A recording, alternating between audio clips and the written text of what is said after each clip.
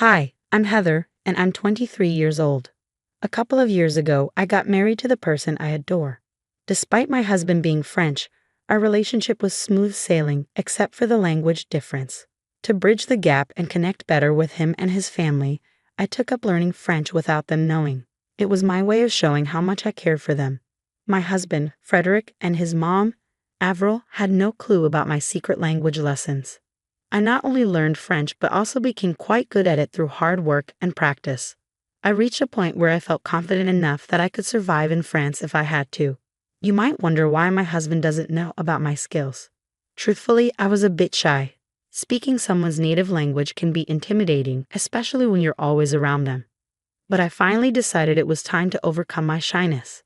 I stopped speaking French with both my husband and my mother-in-law because the whole point was to improve communication, right?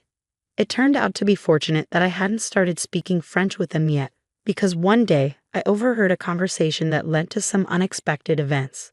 "Hi, Mom, how are you today? Thanks for inviting me over on this beautiful Sunday afternoon." "It's our pleasure, dear." "Hello, Mom." "Hello, my dear. How are you?" "Thanks for having me." "Don't mention it. You're always welcome here. I brought some croissants and what do you Americans call them?" Bagels." "Yes, bagels and croissants for our afternoon tea." "How thoughtful." "Thank you. Please, come and sit, Mom. The food will be ready soon." "Did she cook?" "No, I did most of the prep work." "Don't worry." I was relieved to hear that, though I couldn't help but wonder what she meant by it. However, I was too shy to ask. It was odd because Avril usually enjoyed my cooking. I figured maybe she just wanted her son's cooking that day, something familiar. Then I overheard her saying, "I can't stand her cooking. Why did you even invite me over? We should have gone to a cafe to avoid her." "Mom, remember we agreed to speak English so Heather doesn't feel left out?" "Oh, I'm sorry, dear. I was just saying the food looks delicious. I was surprised to find out that it was my husband who cooked. I wish it was your cooking. I always love your food." This left me baffled. How could she say those mean things in French and then lie to me in English? I started to doubt my translation, but I had a plan to confirm my suspicions. "Don't worry, you can speak French if you prefer. It's your language after all. I'll be okay." I decided to use the Google Translate app to record her conversation to ensure I understood correctly. At this point, I doubted my translation skills. As we all sat down to eat, what I heard next shocked me. "I want to discuss our plan. The time is nearing. It's practically tomorrow, Frederick. You need to be serious." The app, along with my understanding of French, confirmed that there was indeed a plan being discussed. "But Mom, not now." I said I'll handle it. "Heather, my dear, what are you going to tell her? Could you pass me the sugar, please? She doesn't know anything about the plan." "I was just going to tell her I'll be out of town." "Out of town? Why?" I was utterly confused by what was happening. Despite my confusion, I stayed composed, not revealing that I could hear their conversation, so I could strategize my next move. "Yes, Mom, I understand. I'll take care of it. I know how crucial this is. It's incredibly important. If your great-uncle doesn't see us tomorrow, he might give the house to someone else, like your cousin or aunt. We can't let that happen. No one should know about this house." "Oh, Mom, you have such a sense of humor." "Don't worry, I was just speaking English so Heather wouldn't suspect anything." "Heather? Suspect what?" "Oh, sorry, dear. I was just asking who made this delightful tea. It's wonderful." "That would be your talented son. I'm not as skilled as he is in these matters." "Oh, darling, your cooking is fantastic." "Terribly fantastic, Mom. She might catch on." "No, she won't. She's too clueless to understand us." "I'm not so sure, Mom. She probably understands some basics, I think." "Let's test it, Heather. How much French do you know?"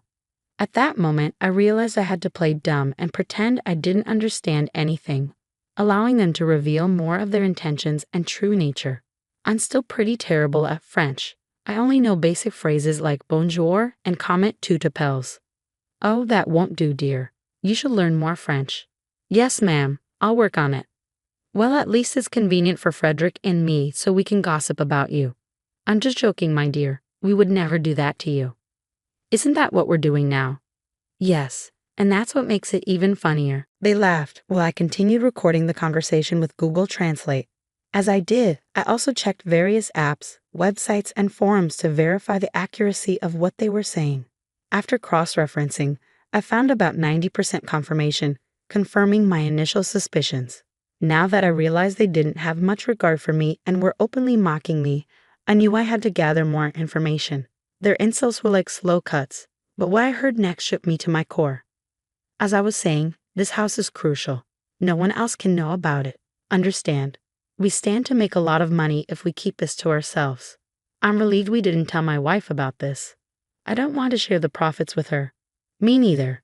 Everything has to go smoothly. Your great-uncle Pierre made it clear that whoever contacts him first inherits the mansion. We need to get there before anyone else and start renovating. I can't wait to have a house in California. It'll be my escape from my wife and life in Florida. Sometimes I can't stand her. You're still young. You shouldn't be tied down to someone like her at your age. Come live with me in California. Enjoy your youth with women and parties. When you're ready to settle down, you can. Let's leave this place behind. Actually, Mom, I think you're onto something. I couldn't believe what I was hearing. Tears welled up in my eyes. Excuse me, is everything all right? Yes, I just need to grab something from the kitchen. I left the room before hearing anything more. I needed a moment to compose myself and avoid causing a scene. How could they say such cruel things with me right there? It was beyond shameful. I was distraught, pacing back and forth in the kitchen. Suddenly, an idea struck me. When I noticed my mother-in-law's purse on the counter, I decided to peek inside and take her phone. Luckily, it was unlocked. I opened her WhatsApp and sent Uncle Pierre's number to mine. Quickly, I deleted the message from her phone, leaving no trace. It was as if instinct guided my actions. I didn't fully understand why I did it, but I felt a sense of empowerment, plotting to retaliate against them for their hurtful words. I re-entered the dining room, where the conversation about their scheme continued. So tomorrow we start our trip. It's well-deserved after all the hard work lately. I agree. We could use a break. Everything all right? Yes, dear. We were just discussing the lovely weather and how perfect it is for a relaxing getaway. Would you like to join? Maybe not today, Freddie. All right. When then? Perhaps tomorrow.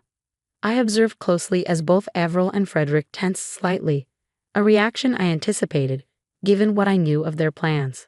Tomorrow might not work. I asked Freddie to assist with some tasks around the house. What tasks? Why so many questions? Just rearranging things. I can lend a hand too, if needed. Not necessary. Do you see how nosy she's being? It's irritating. This is why you need to leave. Don't worry, Mom. I've got it under control. Despite knowing their true thoughts, I maintained a smile, finding solace in the anticipation of the revenge I would soon enact.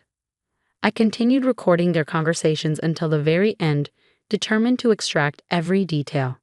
While my French had improved significantly, I still double-checked to ensure accuracy. That night, I stealthily slipped away from the bedroom to the office for further investigation. As I replayed the audio, any doubts about my understanding vanished. From this ordeal, I gleaned that they planned to vacation tomorrow to claim a house from Great-Uncle Pierre, and they harbored resentment towards me, even plotting to leave me. As I paced in the kitchen, leaving my recording phone behind, I inadvertently captured more valuable information. Avril sought Frederick's computer password to alter flight details. I struck gold, obtaining both password and flight information. I had hit the jackpot. I accessed Fred's computer and found the flight details on the website where he booked the tickets. Feeling both sneaky and devious, I may or may not have altered the flight details, postponing their departure to the day after tomorrow. This marked just the beginning of my plans. There was much more to come. With Great-Uncle Pierre's number safely sent to myself, I was prepared to take action. Hello, Uncle Pierre, it's Heather. Oh, hello, dear. How are you?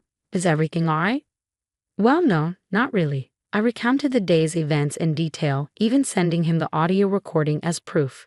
Without it, I doubted he would believe me. We ended the call so he could listen to the recordings, reconvening once he had finished reviewing everything. I'm at a loss for words. How could Avril and Frederick do this? They were such sweet and innocent people when they were younger. How could they betray you? Me? It's a lot to process. I was just as shocked. You've certainly improved your French. Well done. Thank you, Pierre. But now that we know, what should we do? Well, they won't be getting the house, that's for sure. After hearing all this, I can't in good conscience give such a gift to people planning to destroy it with their greed and foolishness. Understood. It's your house, and you have every right to decide its fate. Absolutely. I'll be ignoring their calls from now on. Let's see how they like that. Thank you for bringing this to my attention. You're a good person, Heather. Don't let the darkness of this world change that. Thank you for your time and courage in sharing this with me. It couldn't have been easy. I admire your strength. Take care of yourself. Uncle Pierre, you too. Good night. With that, I felt assured that Avril and Frederick's downfall was imminent. Now that all the pieces were in place, I only needed to wait for the opportune moment to set things in motion. Returning to the bedroom, I found Frederick still sound asleep. It saddened me to think that my beloved husband could treat me this way. If only we had talked things through, perhaps we could have found a solution. Instead, he chose a path of deceit. I took his phone and disabled his alarm. Without it, he would sleep indefinitely, and that's precisely what happened. I gathered my belongings and decided to spend the night at a hotel. I couldn't bear to stay in the same house with someone like Frederick. The next day was pure chaos. I'm certain Frederick woke up to a barrage of missed calls from his mother, scrambling to pack since he foolishly hadn't done so the day before, and rushing to get to the airport. I received a call from him around 2 p.m. Where are you? Why didn't my alarm go off, and why aren't you here? I decided to take a day off for myself. That's nice. A heads up would have been appreciated, though. Likewise, Freddie. What do you mean? Anyway, it doesn't matter. I'm running late for my flight, my meeting with Mom.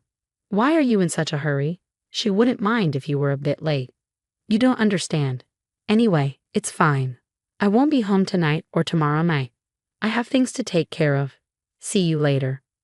Before I could respond, he hung up. He was probably too overwhelmed to realize that I had changed his flight details to the next day. Using the Find My iPhone app, I saw him heading to the airport. Imagine rushing out of the house, barely making it to the airport in time, only to discover that your flight had been canceled. I'm sure he was frantic, rushing around the airport. Suddenly, I received a call from Avril. What have you done? What do you mean, Avril? I know you changed our flight. If you mean I changed the date, then yes, I did. Why? I thought I was helping. You mentioned needing Freddie's help with something today. When I saw the flight booked for today, I figured I'd adjust it. You're welcome, Frederick. Come talk to your wife before I reach through the phone and throttle her. Heather, stop whatever you're doing. Uncle Pierre still isn't answering. Try again. He's not answering because he doesn't want to talk to you too. You understand us? Every word? But how? I warned you, Mom. I said she might understand. So you heard everything yesterday? Yes. Here's what's happening. I'm divorcing your useless son and leaving you too. Have a nice day. Oh, and next time you want to gossip about someone in their presence, make sure they don't understand. Goodbye. I ended the call before they could respond. I had enough of their drama. Later that day, Uncle Pierre called. Hello, dear. How are you holding up? I'm a bit shaken. I just had a terrible argument with Fred and Avril, and now I'm divorcing Fred. I'm sorry things turned out this way, Heather. It's part of life, I suppose. How are you feeling? Well, I finally confronted them, and they're not happy about it. What'd you say? I told Fred he's foolish for mistreating you, and I called Avril out for involving her son in her schemes. And I told them I'd given you the house. You did what? Yes, dear, the mansion is yours. Even if you divorce Fred, it's yours to share with whoever you choose. I'm speechless. It's overwhelming. I wanted the house to go to someone kind, resilient, and compassionate. That's you. It's the least I could do after all they put you through. Take it. And just like that, not only did I rid myself of two toxic individuals who didn't truly care about me, but I also acquired a multi-million-dollar mansion. Watching me gain the house they coveted so much drove Avril and Frederick into a frenzy. They bombarded me with death threats daily, but I simply replied with pictures of different parts of the house. A subtle reminder that it belonged to me, not them. Revenge had never felt so satisfyingly luxurious.